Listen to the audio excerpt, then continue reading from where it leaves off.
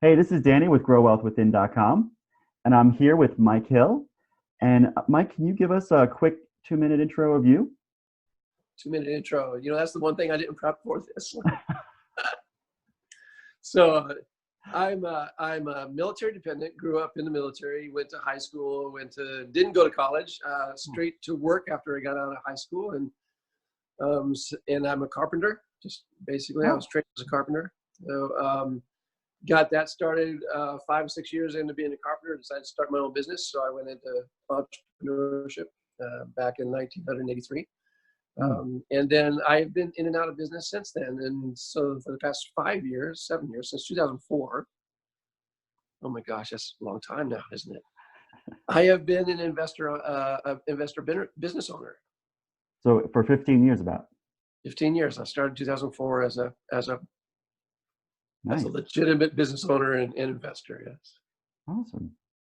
So and what kind of investing do you do now? Today, I do across the board in different companies, in different sections of the economy. We do investments in real estate, of course, because that's where I started, and that's where I have my broadest range of knowledge. And then we ventured into startup companies for tech. We do Oh, manufacturing. We do other companies that we invest in that are disruptive to their industries, so that we can make a good impact in our mm, communities. nice. So you invest in more than just real estate. You invest in businesses. In Uh, businesses, What does that look learning. like? Are you looking to like basically take a business to the next level, or how does that work? Oh, there's a lot of different models in that because too many businesses today that are startups Hmm. have their goals established for certain purposes. And so the ideology that we have behind our company as far as investment goes is that we have to provide a benefit to not only the company that we're investing in, but to our company and our investors and our groups. And we also have to add a value add to the communities, Oh, nice. because without that, we feel like there's no sense in investing into somebody that's just arbitrary reason to go get rich. We Right. want to build wealth, and we want to build wealth in the communities, and we want to build up the values that we give society, to build those values that we give to society, not just to ourselves. Nice. So you're doing more than just investing. You're investing in your community and the world at large. Yeah. So when you ask the question, what does it look like? What it looks like is that we go to companies that have the potential to do a very large return on our investment based on their ability to disrupt their market. Mm, So we have several companies will come to us and say, "Hey, look, we want to do this, and our goal on this is an IPO in 5 years, and we basically just want to make a crap load of money, and let's just move forward." So we don't really look at those very hard unless it's something that might align with our purposes, hmm. but very few of them do. So we kind of stay away from those. So what our investments do today is our investments are there to be equity investments, so that we have long-term participation in these companies, and that we actually have an impact on the communities that they work in. And most of them are dealing with global impacts, Mm, especially in the energy and the technology fields. awesome. As part of that investment, I'm just trying to specify, I guess. Are you literally buying shares in the company? Are you lending money to the company? Like, how is your impact to that business look like? We've had the opportunity to do all of those, all the above. There's certain companies that want to do just a basic loan. So Okay. we'll do a short-term loan into their position, giving them the capability of moving into a new finance round or whatever their goals may be. So we Wow. do that. We don't really generally like that one because we're not taking participation in it in an equity basis where we're actually helping our companies. Making a 15 or 18% return on money is good, but when you go into straight loaning, you're knocking that down considerably in a lot of cases. So what we'll do is we'll do a equity position is best for us, where we Mm, actually buy shares. But there's also the new position that's been quite that's been going across the market in the past 5 to 7 years, which is they'll take an equity position after they'll provide money as a note that's convertible into an equity position at a later date based on the value that the company comes in with. Okay, so you're creating an option. It's exactly. It's a convertible note. It's called a convertible note that we can change from being an actual term note or promissory note into actually owning part of the equity shares based on the value that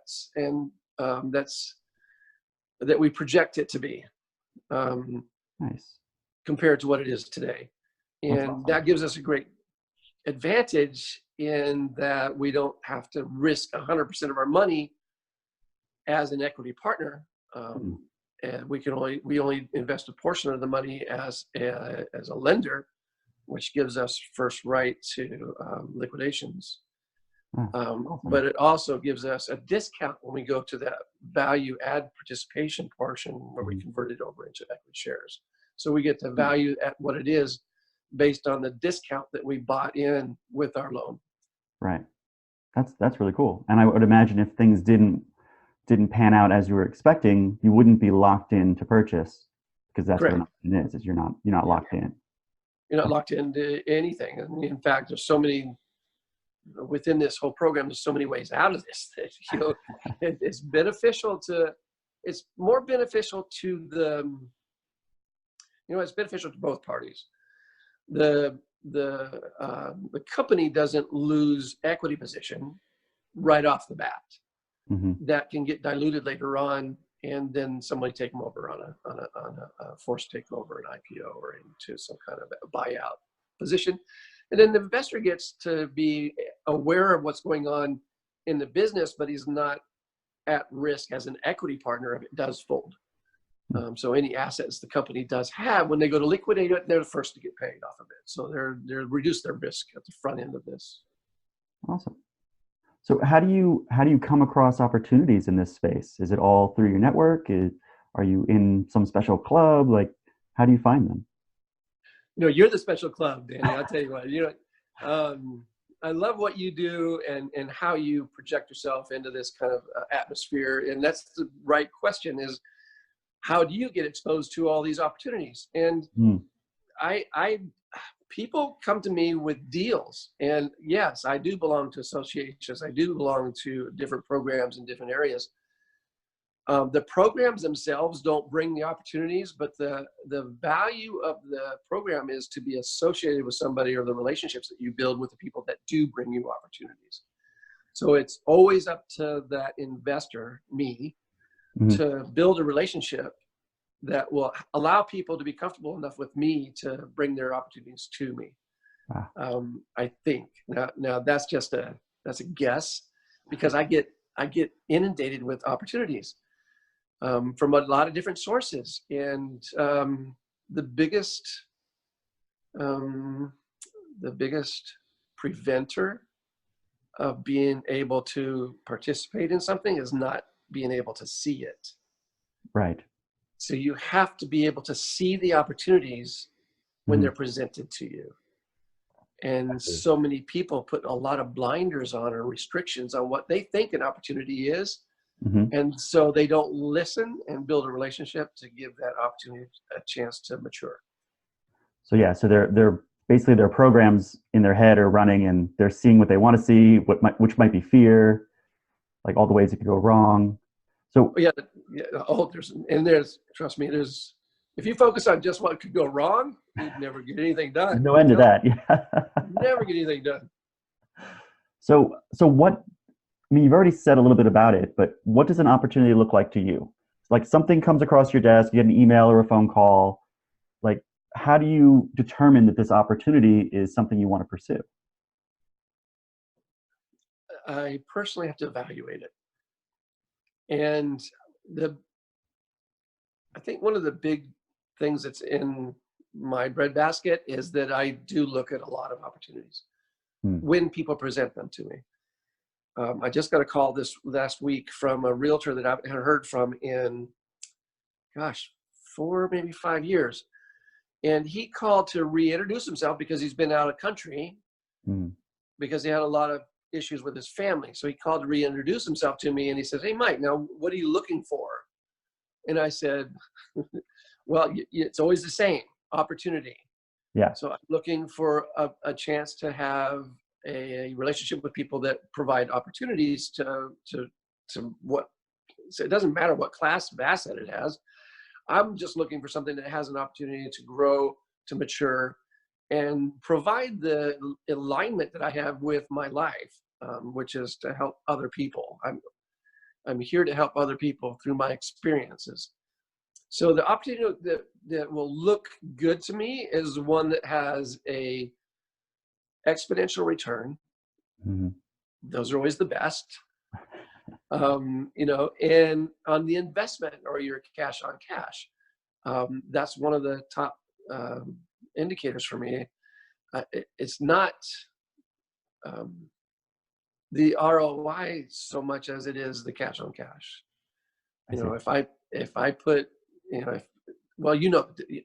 don't want to go that deep into this drill, but we do want something that has a 5x return or better. We do want to move into something that's beneficial for the communities and society as a whole. Mm-hmm. And we do want to make sure it's legal. Yeah. There's plenty of opportunity to do stuff illegally.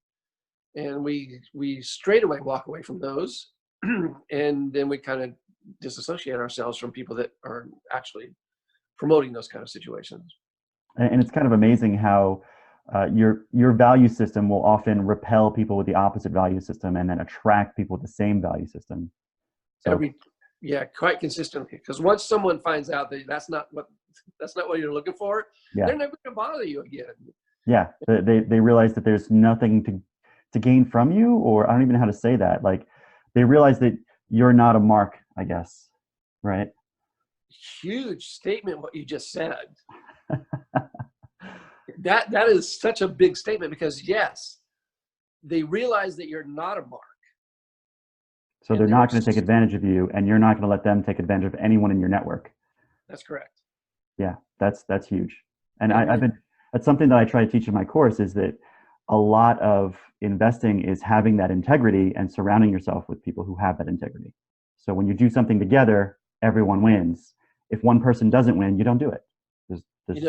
That's fantastic. I just had that conversation with Paul. We had a wonderful conversation last week also. That was a recommendation from you. Mm-hmm. And that was a great experience. He's a great person. I like talking with him. Yeah, I lucked out running into Paul. Like I said, I started a meetup, and I'm just getting people to talk about money and investing and building wealth. And I got a good mix of beginners and a good mix of successful investors, and everyone's talking and teaching and sharing, and it's just wonderful. So I'm glad I got a chance to introduce you to Paul. Well, thank you for that also, by the way. Thank you very much. And if anybody's watching, I mean, this is exactly what investing is. It's all about running into people who have the same integrity as you, and then introducing them to your network so that opportunities can flow to the right person. Absolutely. And then from there, the right people will show up with the money as well. So a good deal, from what I've seen, will be a good deal, and everyone wants to be a part of it. And that's how they get done. It's because the deal itself is worth doing. Yeah, and then when you add on top of that the integrity of the individuals that present the deals, then you're running a double asset benefit. Cool. So I understand that right now you do very big deals. I mean, like humongous projects. I'm curious, how did you get started? Could you tell us a little bit about maybe your first project? My first project was a flip. I live in the San Francisco Bay Area, and my wife and I decided that after getting educated on how to do the investments properly, that we were going to go out and just do the investments. So we did. We bought a house in Campbell, and then shortly after that we bought another house. We did 2 flips within 2 years. We also bought 3 buy and hold properties out of state. Nice. And we held those until, and these are all come with their own experiences. Let me tell you, they all come with their own experiences. Oh, yeah. And learning that from the inside out is a lot different than someone telling you how things run. Yeah, I just heard out of state owner is what I just heard. Yeah, and that's great. Out of state owners are wonderful if you have the right property manager that's managing your properties. Yeah. Unfortunately, that wasn't what we did. So we got caught in a little squeeze. We did not lose money on the investments. We actually made money on the investments, but they did not perform the way that we intended them to perform. And that's one of the critical things that you have to keep in your mindset, is that more often they will not do what you expect them to do. And you have to be aware of that and know that you may have to change things in the middle of things. And the better and faster you change those things, the higher your return is going to be off of that. Yeah. It's kind of funny. At some point, I feel like I started looking for problems, I guess. Like I go looking for something that I can solve now instead of letting it fester and solve it a year from now. So my first management company that I fired, I fired because they were so good that nothing ever went wrong. And oh, that's interesting. And so nothing, I would get my check every month and everything seemed great. And then I found out, actually, the tenants have been complaining about things that need to be fixed and stuff for months. And the management company has not only not fixed them, but not even told me, or not even made a request to spend money or whatever. And before long, I realized this place is starting to fall apart because the management company is just not listening to the things that need to be fixed. So they're not managing. Yeah. They're not managing. And so collecting. Our situation was similar to that. They were actually leasing to people they never did background or credit checks with. And so we had one of our houses that had probably 17 family members living in there. Oh, that's a lot of cousins and brothers and sisters. And they actually, this is a brand new house in this community, 4,500 square foot, and they remodeled it. Oh no. Oh. They did some tenant improvements in there that just totally destroyed anyway, but that was, that's some of the headaches that happen when you don't have the right management company managing those properties. And from what I found, every manager that I went through, it just meant that I had better interview questions for the next company. And I just slowly became more selective. And one of these days we'll be good at that. Yeah, you just have to go through it. There's no other way. It's kind of funny. Recommendations are good. That's true. But so many times recommendations come from people that actually really haven't built relationships with people. And so you have that little situation that, hey, let me recommend this guy over to you. And then you get that guy over there. And then you find out they're doing this because you have a little bit more knowledge or something. And then you go to the people that recommend him and says, do you know that he's what? Yeah. I had no idea. I thought he was doing everything well. I don't know. So. That's true. But you have to, the more you talk, the more you share, the more you're going to learn. And a lot of times when I recommend people or just introduce people, I usually make a mention of how I know them or how long I've known them. That's a good point. So that people realize, for example, I introduced you to an investor just last week. And when I did so, I in the email, I said how I knew you and how long I knew you. And I also did the same thing about Paul. And what that told you was, hey, I just met Paul. He seems awesome, but I just met Paul. And so you can read between the lines and say, oh, okay, well, I'm definitely going to feel this guy out a little bit because Danny may not know him very long, right? So yeah, it's amazing that relationship building is such a big part, and vetting is such a big part. Vetting is. I like how 3 months talking about vetting things. I like how this happens all the time when we're talking. You'll catch a word that I use and you'll just laugh, like you just smile really big and go, oh yeah, that's like a whole topic in itself. I just completed a blog paper and I'm writing a book. It's called, I'm thinking about titling this book, There's Too Much BS. How to cut the crap and get it done. Yeah. So I like it. In this, I was talking about vetting some individuals out, and one of my Facebook posts was recently an article that was written by a news article that was written about these investors, quote unquote investors, that went into a program presented by a real estate guru. And several hundred of them got together to do a class action suit against this individual because he did not perform what he promised. Mm-hmm. And so I go, okay, so there's a million things wrong with these statements. But if you didn't vet out that individual to understand what he knows about real estate before you went to his class, then how can you possibly think that he's the only person that's at risk or that's at fault here? Mm-hmm. And so I see Mm-hmm. right now we're doing in the Bay Area, we have probably 6 different gurus coming in here, including Robert Kiyosaki and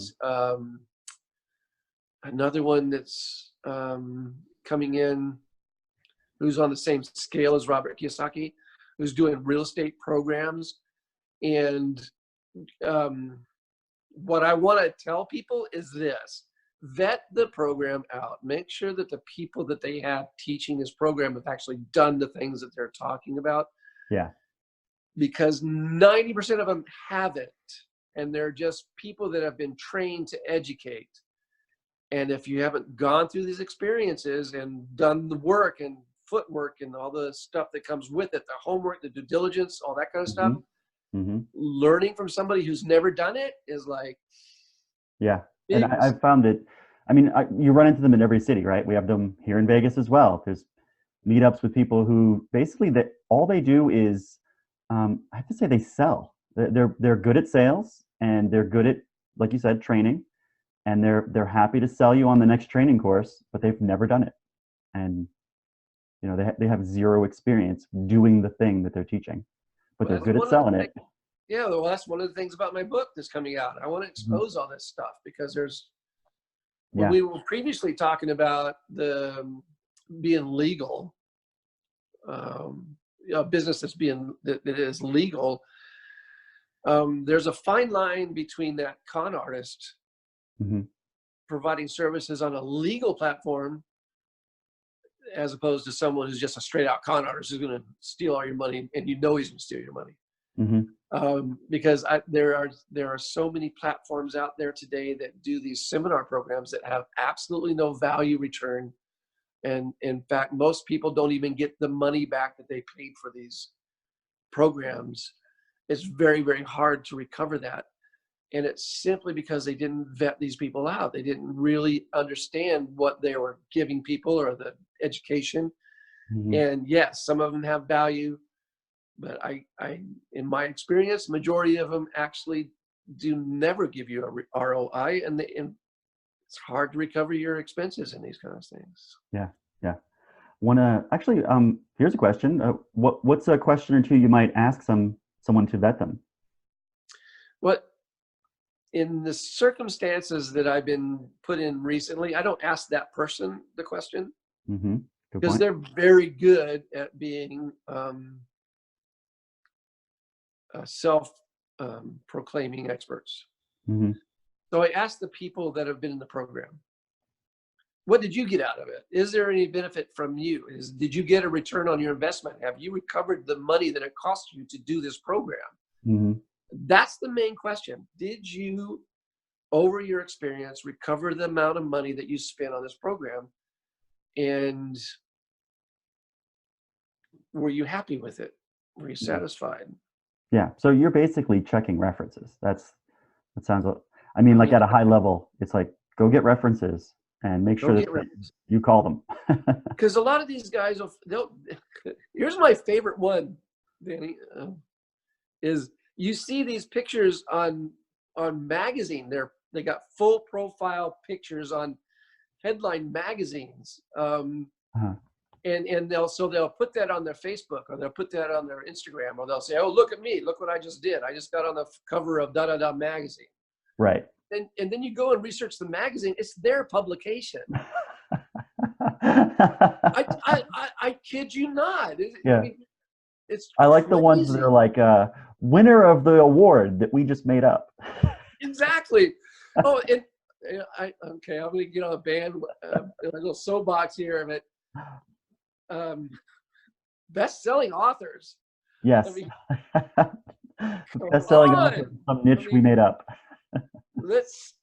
Oh gosh, the declaration of a best-selling author when I was growing up, if you're a best-selling author, you sold hundreds of thousands of copies to get that designation.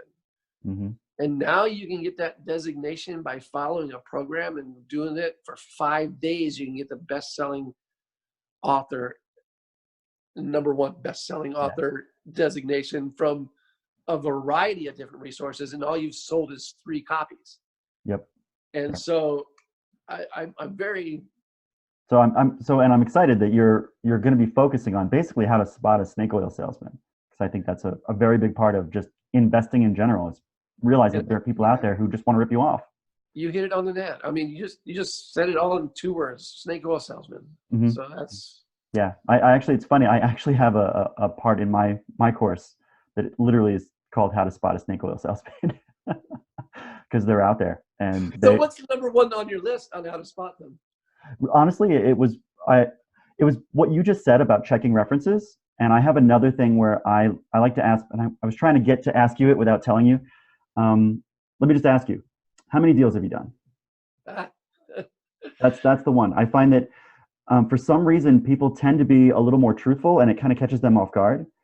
People who are successful investors, they usually just say, "Wow!" Like they're just like, "Oh, don't even get me started. I've done so many I forgot."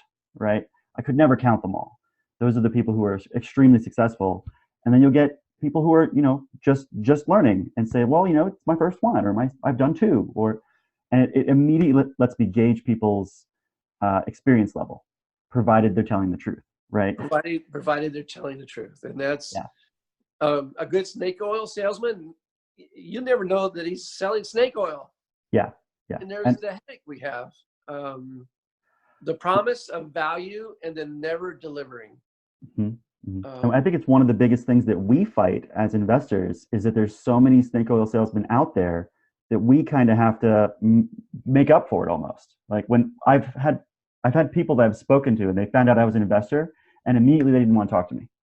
They thought, oh, you're one of those guys. You're just a money grubbing, greedy, whatever. Well, I mean, look at what they're being taught. Yeah. I mean, meanwhile, we opened this interview and you explained exactly how we want to do opportunities that involve improving the community, right? I mean, that's what an investor could be. That's like a Rockefeller. Like, we're here to make it better for everyone, and money will come from that. And then what are we going to do with the money, right? We're probably going to find other ways to reinvest it in the community, find charities to contribute to. There's so much you can do with money as a tool that once you prove that you're worthy of it, that you're going to use it in a responsible way, it just starts coming to you. Yes. And basically when that starts happening, it lifts you into a different tier. Yeah. And then the rest of those people disappear. They just fall away. They don't have the courage it takes to follow you up the ladder. So if you were going to work with an investor, what is it you would look for in another investor? Like, what does a successful investor look like to you, but somebody that you'd want to work with? What would they look like? Oh, wow, that's a good question. They look like you, Danny. I mean, thank you. Flattery will get you everywhere. Well, I mean, you're the kind of people that we want to be associated with, want to build relationships with, that we want to be known as compadres of. Because you're an investor, and because you are doing the investments. What I run across is walking into a REI club or whatever, and we'll find, let's say we have 30, 35 people there, which is usually a pretty good size REI. And they all just got out of the guru class, and they all have little business cards printed on little thingamajigs that says we're investors. Yeah. And they've never done a deal, or they've only done 1 deal and failed miserably at it, or they've done 2 deals and they did really well with that. But that's equally dangerous. They're not investors. Yeah. They're just not investors yet. And what's funny is I feel like there's no shame in saying I'm learning. But for some reason, there isn't. A lot of people get the advice to just, I guess, fake it till you make it or something. In fact, I got exactly what you just described. I got that advice from one of the classes I went to, where it's like, no, you're an investor now. Call yourself an investor. Put on your business card. And in reality, like, no, I'm a beginner, and I'm happy to be learning.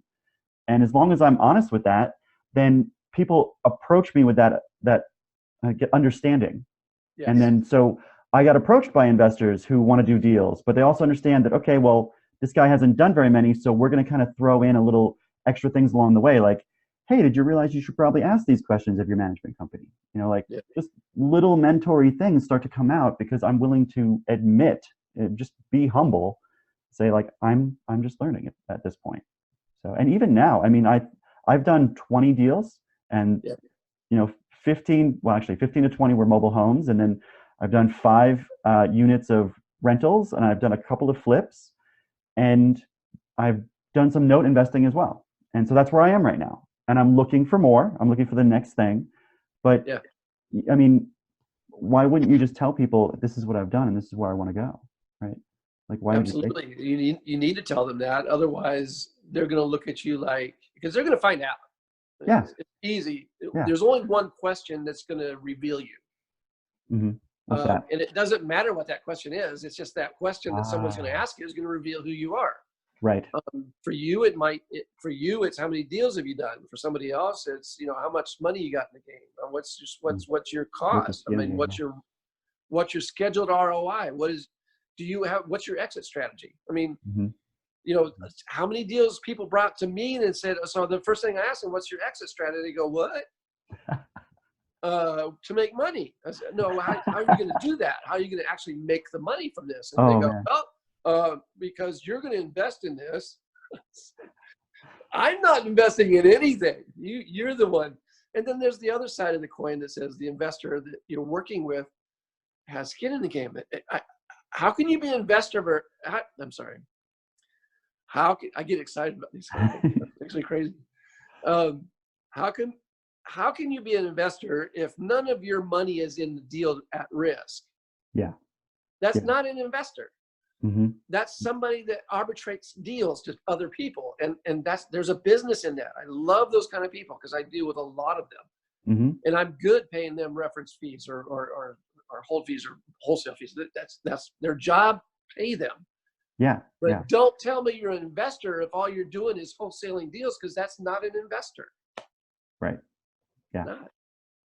So, when it comes to just investing, being an investor, a real investor, would you happen to have any like rules or fundamentals that you'd be willing to share with us, as far as how do you be a good investor? How to be a good investor. Like, do you have any rules that you live by or principles? Yeah, I don't want to put my money at risk. Okay. And And if I am putting my money at risk, I want to minimize my risk. mm, And what is that investment giving me the opportunity to do? And more importantly, how is that investment giving me the resources that I need to discern whether that money is at higher risk or lower risk?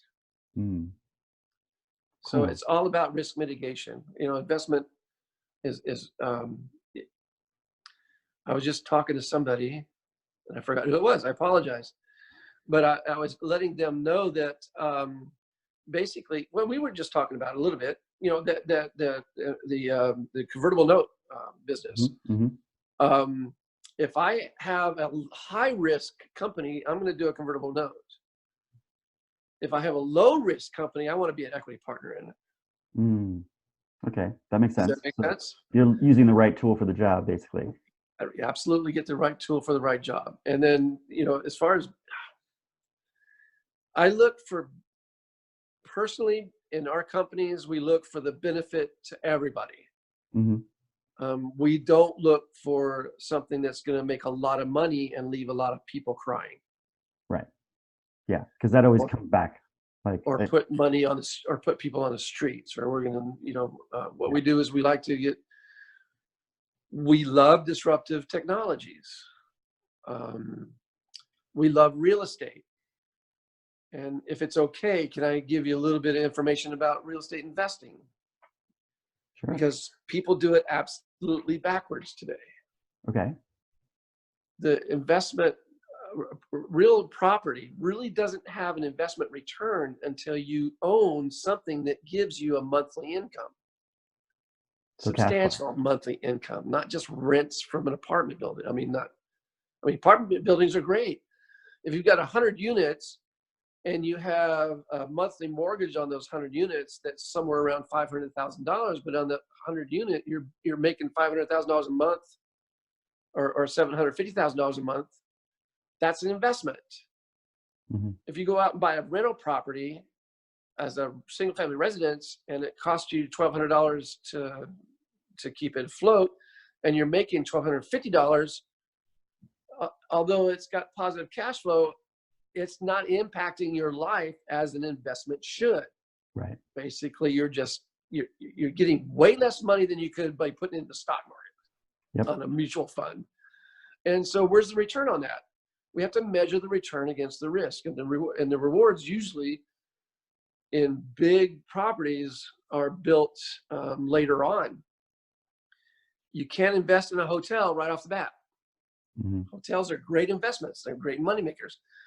Corporate offices, Class A office buildings, Class B office, industrial buildings, where you're getting a huge amount of money that's being paid, and you want to make sure that you're getting that income through it. Now, what I see is a lot of people trying to build up real estate resources to provide that for them when it's the least efficient and the least effective. Mm. So the most effective, the most efficient is building a business that can build cash flow that will give you a chunk of change within 5 to 6 year period to invest in real property. Mm. So, I mean, it's the difference between going and buying a $300,000 house and making $250 a year off of that. When you're starting out, build that money up. And then, am I saying this well, or am I missing? Yeah, I'm going to try to summarize a little bit. Yeah, thanks. You're talking about different types of ROI with different types of investments, and you're shooting for something with a very impactful ROI where you're going to get your money out faster. And it sounds like you're looking to really lower risk by understanding the deal before you even get into it, and understanding how you're going to get your money back before you get into it, and positioning yourself to go for the things with the higher return on investment. And a feeling that I get from exactly that is when I have money sitting in like a savings account, I feel like it's just wasted. It's sitting there making maybe a fraction of a percent. Yeah. And I look at it and it pains me. Yeah. Because I know that it could be in any other investment and have a higher return, but it's also liquid, right? So yeah. Like, it's nice to have this liquid. I wish it was making more of a return. And then when I do find a better return, I move it over there. And then you're just constantly looking to do that. You're looking at your portfolio, finding the thing with the lowest return so you can reposition it. Am I close? Well, it's a tool. Money is a tool, right? Yes. Yes. If it's not being used, if it's sitting in the toolbox, yep. It's not accomplishing anything. And I see so many people that do that. Yeah. And they don't know how to use the money. And that's one of the things I think that we should encourage people to do is, how do you use this tool that's been made available to you, and what's the best way to compound that tool or make it grow? And I think it's funny that I find that there's just a lot of marketing out there to get people to save money. And once you understand how money can be used, saving money is a great step in the process. But for that to be your ultimate goal, it's kind of almost terrifying. You're just going to put it aside and let it go to waste. That's wow. Not good. Cool. So what's next for you now that you've done a lot and you've come very far. So I'm just curious, where you plan on going next? Well, my next step is to continue assisting other people. So right now I'm training people on how to start a business, how to be profitable in that business, what the proper structure is, how to make sure that when you do anything that you have a long-term goal that you're reaching for, and how best to achieve that goal through different places that you can put different plans together. So that's my goal. What was the name of that course again? It's called the Profit Trail. The Profit Trail. Okay, and I'll put a link to that in the description. And so we're launching. I'm writing the book that's associated with it, and we're launching that program. And so my big desire is to change the world from being 1% majority managing, as far as that tool goes, to say 2% or 3%. Hmm. Because there's so much opportunity for people to make good money doing great things for other people. Yeah. Thank And you for saying that out loud. I feel like a lot of people don't understand that very simple concept that you can do good in the world and make money. Like, basically, from my point of view, it's the best way to make money. yeah, yeah, It's absolutely the best way to make money. It's the best use of your tools. And if you're improving society and humanity as a whole, then there is no way that that's going to die. yeah. Cool. So that kind of brings me to grow wealth within, actually. Grow Good. wealth within, we have our motto is invest in yourself, others, and our collective futures. And so I wanted to ask you, how do you invest in yourself? Education. Hmm. And what does that look like? Constantly getting educated, becoming aware. I have so many, let me back up a little bit. For 30 years, I was in construction Hmm. as a GC, as a project manager, Hmm. I ran huge projects. I built for KLA Tencor. I built for American Express. I built for a lot of different companies in all kinds of clean rooms, just technical and all this. One of the reasons that I have so much knowledge about some of these programs is because I lived in those systems. But education is, I totally lost my train of thought. Danny, I'm so sorry. No worries. It's, I was just but asking how you it's invest about, in yourself and what it's, does that look like? it's about the education, getting trained in things that you're not, um, that you're not comfortable in. Like I said, Ah, one of the reasons I brought that up was because as a project manager, I was in total control. As a mhm, GC, I'm in total control of everything that's underneath me. mhm. And so I had to learn to let go of that kind of control walking into new environments as far as business investment and business development, Mhm. because there is so much that you should give control over to in order to understand that you're going to do better that way than you are trying to control it all. Mm. So getting the education, becoming aware of for me, it's becoming aware of my stalemates, stopping points, Mm. those things that stop you from moving into a better place because your mindset isn't free to adopt that. And that's, You're facing a lot of your own like programs that are running in your mind, it sounds like. yeah, it's deprogramming so that you can reprogram to do better things. Nice. How would you invest in others, or how do you invest in others? My wife and I, when I say we, Leonora and I, Leonora has a company called Charity Bridge. And that company is set up and designed to assist small companies like nonprofits and charitable organizations and NGOs so that they can accept funding from large corporations. Oh, cool. So there's a lot of money available in large corporate donations, but they're always going to the same resources, and they're always like, the major nonprofit campaigns. And so very little bit trickles down to all of these other campaigns Hmm. simply because they're not positioned to take that money. Hmm. So her company is going to help people position themselves to take that money. And then they can align with corporations that actually support that purpose. Yeah, that sounds like they would just supercharge what they're already doing as far as giving back. Yeah, because if having one company work for you and your purpose Hmm. is great. It's fantastic. But what if you could do the same amount of money would lend 40 companies Yeah. Wow, to, that's to awesome. put that across the platter? Now you're leveraging that dollar, leveraging that resource, leveraging that purpose. So that's one way that we're doing it. We also have a foundation called 56 United Mm. that is assisting the survivors of human trafficking.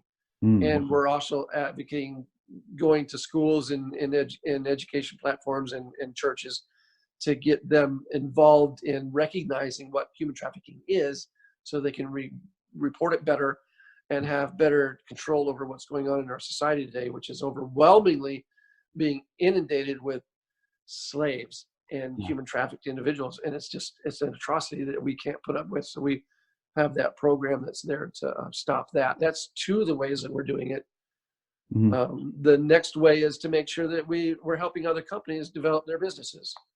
One of the goals of the Profit Trail is to actually get enough people in there that once we spot individuals that has that disruptive technology, that we can finance them and get them put in a position where they can build their company faster. But they have to go through our program and understand how we invest. And so it's critical that we have the association of the ability and the capability and the products and the vision to see what's going to happen, and they all have to align. That's awesome. So you're educating people for their benefit, but also in the hopes that they will align with your integrity and your values and work with you in the future, so you can actually do things together. Absolutely. I mean, that's incredible. Our goal.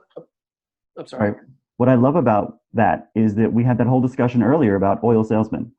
And I want people who are watching this to realize this is the opposite. Like this, you can find this and it's what my business is doing as well. Grow Wealth Within is filling a void in my market where I was having trouble finding investors with integrity to invest with. And I thought, well, why don't I just train them? And then the people who rise to the top, we could do big things together. And so I'm not trying to separate people from their money through training. I'm trying to grow them and align with them to do bigger things. It sounds like it's just what you're doing. Oh, absolutely. You know, if I can create the next 5 years, our goal is to create 100 companies that we will be partners with, that will impact society on a global scale. Awesome. And that is not very many. When you think about the amount of companies that are started every single year in the United States alone, and you look at the progress they're making, and you look and you realize that after 5 years, there's only 3% of these companies that are left actually performing. And there was so many ideas and concepts and creations that went into the garbage can that it's just painful to realize that these people don't know what to do. And that's what we want to teach them, is what do you do to maintain that capability of expansion and growth and scalability, and not lose everything after 5 years of hard work. Yeah, that's awesome. Wow. Well, I'm glad to have you in the world at large. Is what I'm trying to say. How can people meet, or how can people get in contact with you for anything that you've mentioned in this video? They can email me at michaelhill@eppca.com. Okay, and I'll put that in the description. eppca.com. They can email me there. They can also go to the Profit Trail, and they can get information about what we do as far as that goes. They can also go to our nonprofit, which is 56united.org. I'll give you that one to find out what we do about human trafficking and how we're helping to get rid of it. And then I'll share my wife's Charity Bridge Awesome.